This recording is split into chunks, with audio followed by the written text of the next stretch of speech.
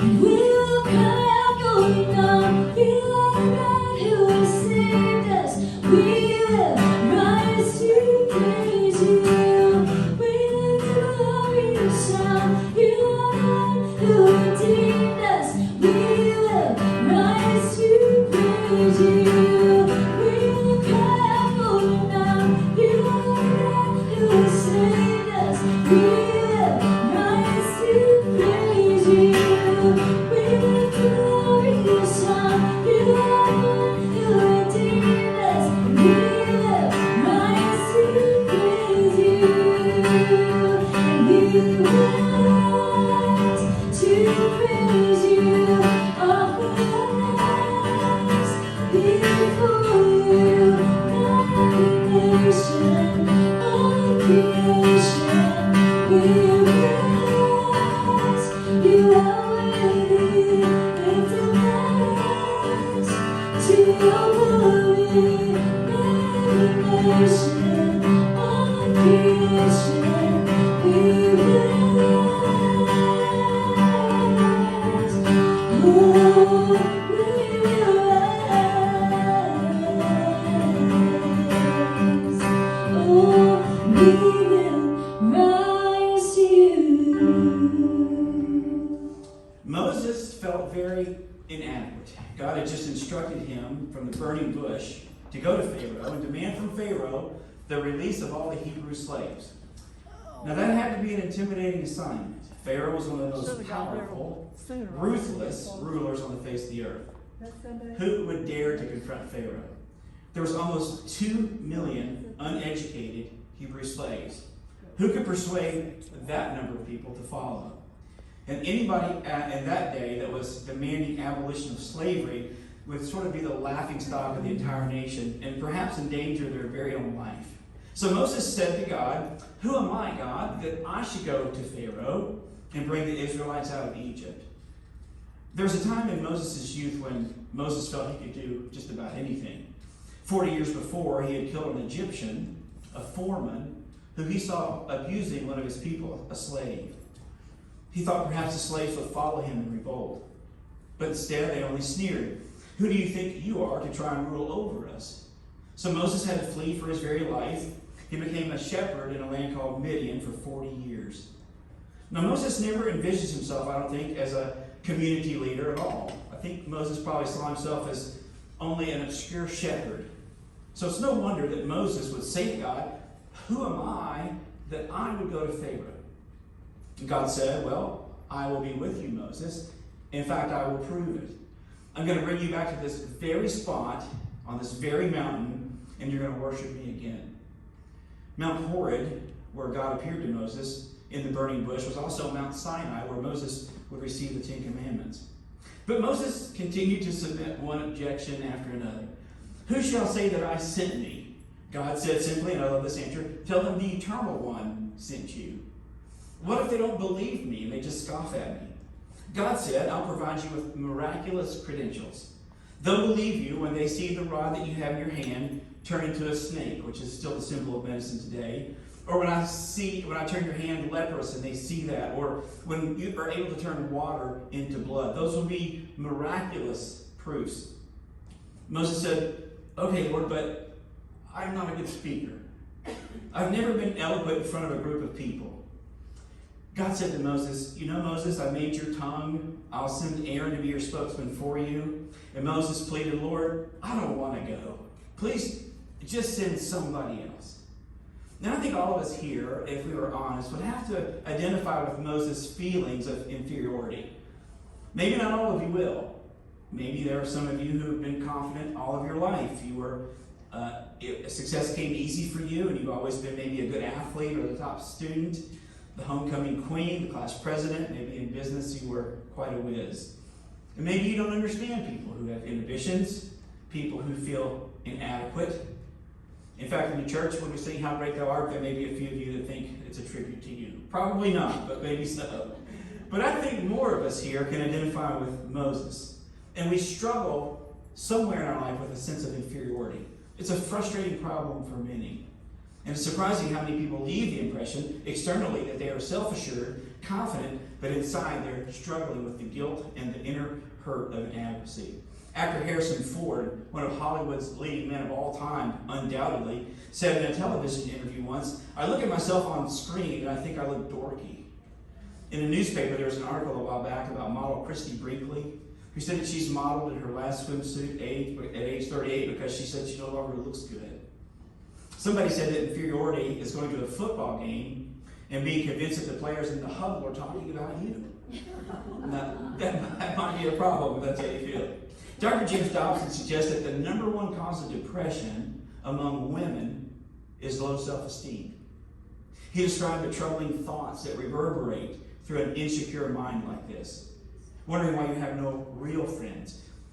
Is it longing for somebody to talk to soul, but knowing there is no one in your life like that who you trust? A feeling of, would they like me if they really knew me? It's becoming terrified when speaking in front of a group of your peers, feeling like a fool once you get home. It's wondering why other people have so much more talent and ability than you feel you have. It's feeling incredibly ugly and unattractive. It's admitting that you have become a failure as a wife, a husband, or a mother. It's disliking everything about yourself and wishing you were someone else. Feeling unloved, lying in bed after the family's asleep, pondering the vast emptiness inside of you and longing for unconditional love. Intense self-pity, reaching up in the darkness and wiping a tear from your eye, and it is depression. Now, in the midst of so much affluence that you and I live in today, so much information that we have, there are people plagued with feelings of inferiority. Sometimes I think that can come from negative programming from childhood. Now, Mom, you're exempt from this conversation, so you can just plug your ears up, because my mom was pretty much perfect. If your parents or the other significant people in your life left the impression on you that you were unwanted or unworthy, it certainly can create a feeling of inferiority, because no matter what you do, it's not good enough. And sometimes people hear those tapes in their heads all their life. Boy, if there's any way to botch it up, leave it to you. You're going to find it. You know, you're never going to amount to anything. So you're always trying to prove to yourself, rather than being the recipient of that unaccepting love, unconditional love. Moses had grown up in two homes. His mother reared him when he was very little, and then he was adopted by Pharaoh's daughter. Now, who knows what kind of things were said in front of Moses about the Hebrews as a Hebrew child growing up in an Egyptian culture. I think cultural expectations can give us low self-esteem as well. Our society places such a premium today on appearance and possessions and athletic ability. And if you're not built like Arnold Schwarzenegger and your thighs aren't as thin as Suzanne Summers, then you feel inadequate. If you can't dunk a basketball or don't wear designer clothes, you feel inferior to those around you. There's a story in the Herald Leader a while back entitled "Hefty Boy Who Feared Teasing Hangs Himself." The article read a 12-year-old boy hanged himself rather than return to school because he was afraid classmates would tease him about his weight. Samuel Graham, who was 5 feet 4 inches tall and weighed 174 pounds, was found yesterday morning hanging by a rope from a tree in his yard. Samuel had spoken to relatives about going to heaven and to live with God and getting away from taunting. His family last saw Samuel alive at 10 p.m. Sunday when he said his prayers with his younger brothers and his father before going to bed. The brothers saw Samuel hanging from a tree in their backyard when they awoke the next day. Moses had worked as a lowly shepherd 40 years, and that was the most despised occupation in Egypt. And maybe the cultural expectations contributed to Moses' feelings of inadequacy. I think another reason people can suffer low self-esteem is past failures. Moses just couldn't get out of his mind that time when he tried to lead the slaves and they all rebelled against him. And now God was trying to send him right back to the same people, the same arena where he had once been knocked down. You know when you try to make the team and you get cut and you start your own business and you lose your shirt. You love somebody with all your heart and they dumped you. Our confidence is severely shaken. And no matter how much success that we've had in other areas, there's something about that failure in your mind that lives long after really it should have been healed. But maybe the primary source of inferiority comes from Satan himself. Dr. David Seaman's one of my favorite preachers who preached in Wilmore, Kentucky at the Methodist Church. Unfortunately, he's gone to his reward, unfortunately for us. And he had a church of over 1,000 people in Wilmore. I mean, there's nobody in Wilmore. There's one stoplight. But he was that good of a preacher and writer. He said Satan's greatest psychological weapon is a gut-level feeling of inferiority. The feeling shackles many Christians in spite of their faith and their knowledge of God's Word. Siemens wrote, although they understand their position as children of God, they are tied up in knots, bound by terrible feelings of inferiority and chained into a deep sense of worthlessness. And Siemens suggests there are 4 negative consequences of feeling inferior. He said if you feel inferior, here's 4 things that happen. 1, it paralyzes your potential. Moses said, Lord, I'm not a good speaker. But you know what? That wasn't entirely true. Josephus was an early historian who said that Moses had been a general in Pharaoh's army. Moses knew how to lead men. He knew how to speak in front of people. In fact, Stephen says in Acts 7:22 that Moses was powerful in speech and in action. He had the potential to be a great speaker, but insecurity had paralyzed his potential. You may be gifted today to speak or lead or teach or write or design or inspire, build, or heal, but you back off because you don't believe in yourself. Remember the one talent man in Jesus' parable? One of my favorite parables. Rather than invest his $1,000 that his master had entrusted to him, he buried it in the ground. And his explanation was what? Do you remember? I was afraid. He felt intimidated by the man with 2 talents and the man with 5 talents. He felt inferior. And he was intimidated by his master, and that fear froze him. Now, Satan wants all of us, I think, to feel inferior, to just settle for a job below our abilities, a life below our potential. Paul said, I can do all things through Christ who strengthens me. And Christ wants us to utilize our gifts to the fullest. He said, I came that you might have life and what? Have it to the full. Thanks, Jack, you the best. Second consequence is it destroys our dreams. 40 years earlier, Moses had a vision of his people, the Hebrew people, being free. He took a wrong course of action. He murdered a taskmaster. But he had the right dream, the right vision. And now when God says, I want you to go to Pharaoh and demand the release of my people, Moses, he wasn't interested anymore in the assignment. He'd lost the idealism and the dreams of when he was younger. That happens to our dreams too, doesn't it? No, I'm not talking about things that are unrealistic, like me dunking a basketball. That's a dream. Things that aren't far-fetched, but things that are believable. Somebody defined neurotics as people who build castles in the air, and psychotics as those who move into them, and psychiatrists are the ones who collect the rent. Now, we can't live in a dream, and hope is absolutely essential, but we have to live by our dreams. Proverbs 29:18 says, where there is no vision, the people perish. Do you remember back in the book of Numbers, some of you Old Testament scholars, I know we have some of those here, chapters 13 and 14, God put a bold dream in the minds of the Hebrew people. He said, I'm going to lead you to a land that's going to be flowing with milk and honey. He leads them right up to the edge of the promised land. He said, I want you to go, and I want you to possess that land. They sent 12 spies into the land, and the 12 spies came back with a very negative report. They said, you know, it is beautiful. It's a beautiful land. We've never tasted honey quite like what we had there. And the grapes and the fruit were out of this world. They're bigger than anything we've ever seen. But the cities are well fortified. The people are so huge, we'll never conquer that land. They're like giants, and we're like what? Grasshoppers. You know that one, didn't you? You know, you cannot have much of a lower self-esteem than compare yourself to a grasshopper. And as a result, their dreams destroyed. The people started weeping and wallowing in inadequacy. They turned around and God let them wander for how long? 40 years. While they watched their vision in the wilderness burn because of their inferiority. It had blurred their vision.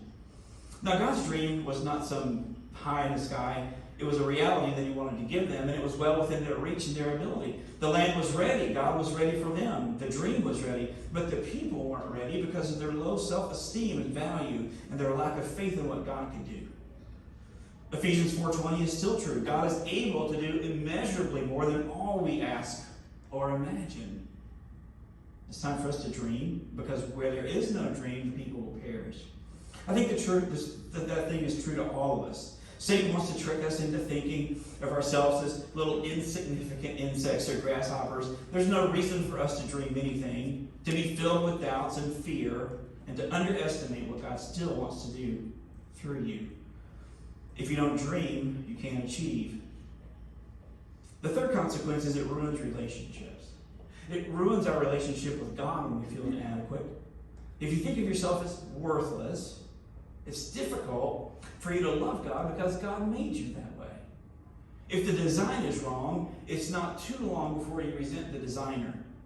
How come I don't have more talent? How come I'm not that attractive? It must be that God doesn't love me very much. And the feeling's mutual. Secondly, inferiority spoils your relationship with other people. You know, the hardest people to get along with a lot of times are people who don't like themselves. If you feel inferior, you're easily hurt. You're seldom relaxed. You're often withdrawn from the crowd. You're constantly asking people in one way or another to make you feel competent, to approve of you. Become a praiseaholic, wanting ego boost and never feeling really satisfied. And that puts an impossible demand on people that are close to you. You become so absorbed in yourself that you give little to others. Moses reached the point where he was perfectly content to be out in a field of sheep, tending the sheep, out in the wilderness, all by himself, away from other people. Fourthly, inferiority sabotages our service, our Christian service. God selected Moses to be a leader, and Moses said flatly, no way, I'm not going to do it. I'm not qualified. You know, we all can be pretty good at making excuses, can't we, for accepting responsibility. I saw a list recently of actual remarks from insurance claims filed regarding accidents that almost always were the other guy's fault. Here's some of these. These are actual claims. The other car collided with mine without giving warning of its intentions. An invisible car came out of nowhere, struck my vehicle, and vanished. That's maybe my favorite. I've been driving for 40 years when I fell asleep at the wheel and had an accident. Coming home, I drove into the wrong house and collided with a tree I don't have. As I approached the intersection sign, suddenly appeared in a place where no sign had ever been before, so I was unable to stop and avoid the accident. A pedestrian had no idea which direction to run, so I ran over him. Sadly, that's probably my favorite. I'll take that other back. I pulled away from the side of the road, glanced at my mother-in-law, and headed over the embankment. You know, you can't make the funny stuff up. I mean, the real funny stuff. The guy was all over the road and had to swerve a number of times before hitting him. Well, you get the idea. Now, God has gifted each of us, I think, in certain ways with certain particular talents. We're not all equal, that's for sure. But we all have something that builds up the body. We have a purpose for His kingdom. But the first thing that so many people will say when they're asked to participate in anything kingdom-wise is they make excuses. I'm sorry, I'm just not qualified. I'd like to, but I can't. Don't ask me to give a testimony in front of a group of people. I don't really have anything much to say, and I get tongue-tied. I couldn't make a hospital call if I had to. I wouldn't know where to park. I feel uncomfortable there. I couldn't be a support because I have so many problems of my own. I hear people say they thought about coming to worship, but they haven't come to a church because it's too big, it's too small, it's whatever, right? People say I've been coming to this particular church for years, and I thought about making a decision for Christ and walking down the aisle, but I'm intimidated to walk in front of all those people. A lack of self-confidence in people negates their kingdom work. But you know, God doesn't really choose superstars, does He? Thank goodness. He chooses super servants. Now, maybe Moses was a stutterer. Maybe he was. Maybe he was a slow learner. We've dealt with a few of those. Eventually you'll learn. Maybe that's why he was a shepherd. And maybe that's why God chose him. Because he would show God's power and not Moses.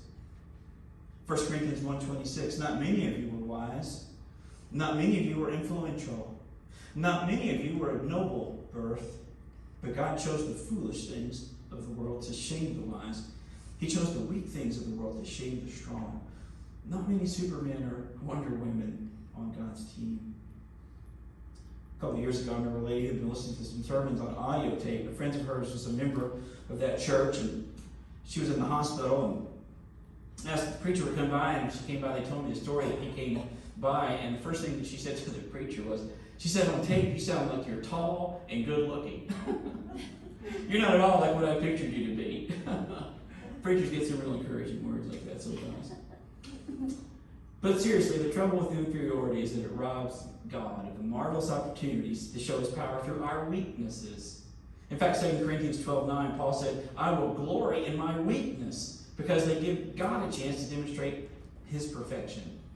But if we just continue to wallow in weakness, we're focusing on our weaknesses, it robs God of the opportunity to show his greatness.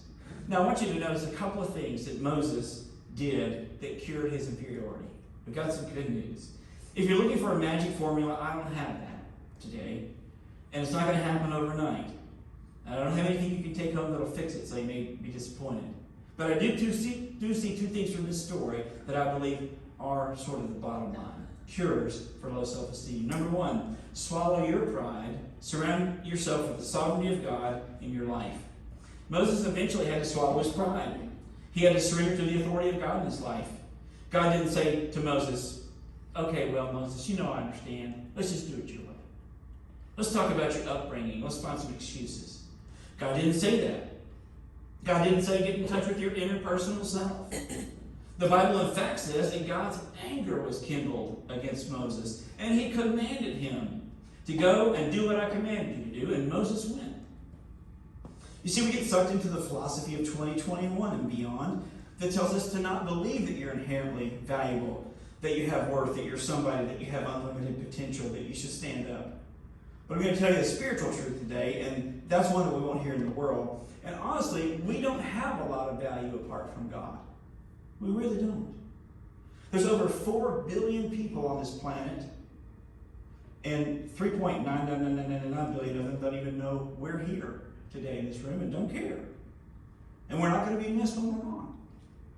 Isn't it humbling to realize that the attendance of your funeral is going to be affected by the weather that day? It really is, I tell you that. And most of the people who go to your funeral are going to go back and go to the church or wherever and have a great meal and sit around and laugh and have a good afternoon. The Bible says, what is your life? You're a vapor that appears for a little while and then it just vanishes away. But here's the great news. When you surrender to the sovereignty of God in your life, you become valuable to him. Ian Pitt Watson told a trip about taking his family to Australia. He said their daughter Rosemary was about 3 years old when they took the trip to Australia. It had been an exhausting trip, a long travel day, and there were delays at the airport. And he looked over in the corner, and there was his little daughter Rosemary sort of standing by herself, tears just coming down her face because she was absolutely exhausted. But somebody in the party that met them was very sensitive to the fact that they had a 3-year-old little daughter on such a long trip, and they gave her a present. And she opened it up, and it was a little rag doll. And she fell in love instantly with the little rag doll. He said she clutched it in her arms and she played with the rag doll. She used it to wipe the tears off of her cheeks. And he said that night when she went to bed, there was the rag doll still in her little arms. The next night, the tears were gone, but the rag doll was still there. And the next, and the next, and the next, and the next week, and the next month. We all know that story because we've all had the equivalent of a rag doll somehow in our lives for security. But he said as the years went on, the rag doll was her most treasured possession. He said she had tons of other toys. Most were more costly that she appreciated, but she never did love anything with the passion that she did with that rag doll. Of course, the years went on, and the doll, he said, became more rag and less doll. And after a few years, the rag doll became sort of a hygiene issue. He said if they washed it, the more ragged still it would be, and that was a problem. So the rational response, he said, was to find another rag doll. And anybody doing a sensible thing would have thrown that rag doll in the trash. But that was unthinkable. He said Rosemary just adored that. In fact, if you loved Rosemary, you had to love the rag doll because the two were kind of inseparable. He said Rosemary is now in her final year at Oxford, and that rag doll is still on the mantle in one of her rooms, her most prized possession. I think the story there for me is there are some things that are loved because they're valuable, but then there's other things that are valuable because somebody loved them. Now, to be truthful with you, Paul said, I know that in me, in my flesh, there dwells no good thing. The Bible says our righteousness is filthy rags before God. But guess what? He loved you and me. He put such a high price tag on our life that he sent his son to die on the cross for our sins. And you and I are not valuable because we in and of ourselves are inherently valuable, but because of the relationship we have with him. And when you surrender your sovereignty to God in your life and admit that really you're nothing on your own, he adopts you into his family and we become one of his children, and therefore we have great worth. The first step to overcoming inferiority is to swallow our pride and develop a servant's heart. Acknowledge that God is in charge of our life, not us. A servant isn't concerned with promoting himself or fulfilling his own desires, but he wants to be obedient to his master. And if the authority says you go up here before Pharaoh, it doesn't matter whether you feel self-conscious or not, you go. If God tells us to do something, even if we're afraid, we ought to go ahead and do it because he's the commander, we're the servant. Now, if we were in charge of our life, every failure was going to contribute to our sense of inferiority, right? And every victory is going to contribute to an arrogance or an inflated ego in and of ourselves. But if we acknowledge that God is truly in charge of our life, whatever is going on in your life will develop a healthy balance of confidence and humility. Romans says, don't think of yourselves more highly than you ought. It doesn't say you don't think of yourselves highly. It just says more highly than you ought. But think of yourselves with sober judgment, according to the measure of faith God's given you. So the first step to overcome inferiority is to surrender to God in your life. Secondly, forget about yourself and focus on other people. Now, this is just the opposite of the world's message to us. There's all kinds of books out there today looking out for number one. There's one on how to be your own best friend. You've got to love yourself first. Look inward. Understand yourself and what makes you tick. And then you'll be able to understand other people. But God said to Moses, there's 2 million people out there who are in slavery. I've heard their cry, and your whining about being embarrassed to go is getting to be too much. Somebody said if you worry too much about what other people think, you'd probably be disappointed to discover how seldom they do. When we read that again, that's a lot, but it's true. And Jesus said whoever seeks his life is going to lose it, and whoever loses it will seek it. That's that eschatological reversal that Jesus loved. The weak will be strong, and the rich will be poor. And also, we need to learn to help other people. Elmer Towns tells about a member of a motorcycle gang who was converted to Jesus Christ. It was a dramatic conversion. His first Sunday back in the church, nobody knew that he had become a Christian. Nobody in the church knew him when he walked down the aisle. He sat down in his seat. People started to look at him because he was a big dude, burly, bearded, long hair, big leather jacket. But he had been converted to Christ. Then the announcement period came. The preacher got up and made an appeal for nursery workers. He said, we need somebody to work in the nursery, but nobody would volunteer. He asked a second time, we really need somebody to work with our young children. Nobody would volunteer. And the cyclist prayed, Lord, I want to do whatever you want me to do. If you want me to work in the nursery, just have the preacher ask one more time. Nobody volunteered. Preacher asked the third time, we need somebody to work in the nursery. Cyclist raised his hand, started down the pew, and 50 mothers got out of their seats and went right back to work in the nursery. So maybe his gift was a little unique, right? But also we need to work on our own feelings of self-worth. There's something about knowing that you can help somebody else that helps you, isn't there? Don't you just feel better? You feel better about yourself, a whole lot better than if you just wallow in self-pity. Somebody asked psychologist Dr. Carl Menninger what they should do if they felt a nervous breakdown coming on. They expected him to say, take a vacation or something like that. Here's what he said. I'll tell you what I would do.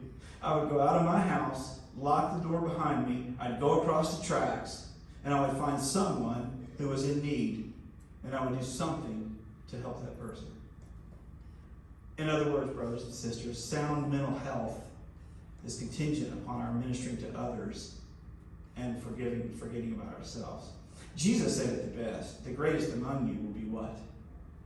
The servants of all. And then he demonstrated that. When Mary Martin was about to walk out on stage to perform South Pacific for the last time on Broadway, a play she performed scores of times, somebody handed her a note.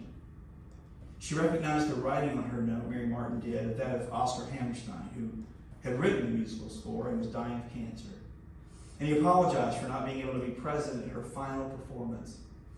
But in that note, he wrote something that she didn't realize that a lot of people in the world would one day know. He wrote, "A bell is not a bell until you ring it. A song is not a song until you sing it. And love is not in your heart. It was not put there to stay. Love is not really love till you give it away." And Mary Martin said she went out and she felt that she performed her role better than she'd ever performed it. And a reporter noticed that and asked her what the reason for her intensity was, that she seemed particularly elevated on that final night. And she simply said, "Tonight, I gave it away." God's given us all talents. We need not compare ourselves to others. We need not to bury our talents in the ground. Jesus said the greatest commandment is this: love God with all your heart. The second is like it: love your neighbors yourself. Let's pray. Dear God, we thank you for this awesome day to be together, and we thank you for the freedom that we have in this country to worship you in freedom. We thank you for those who have paid the price for our freedom, some who are in this room today, heroes among us. We thank you for your church, your kingdom, those people who are called out according to your name.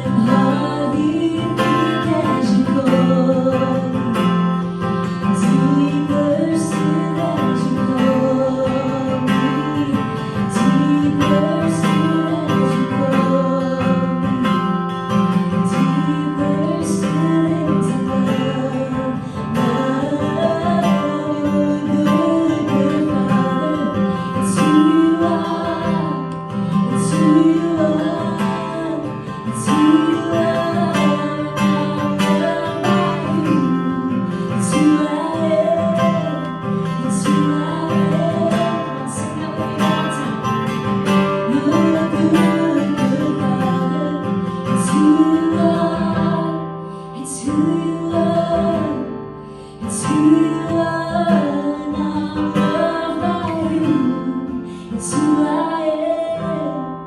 It's who I am. It's who I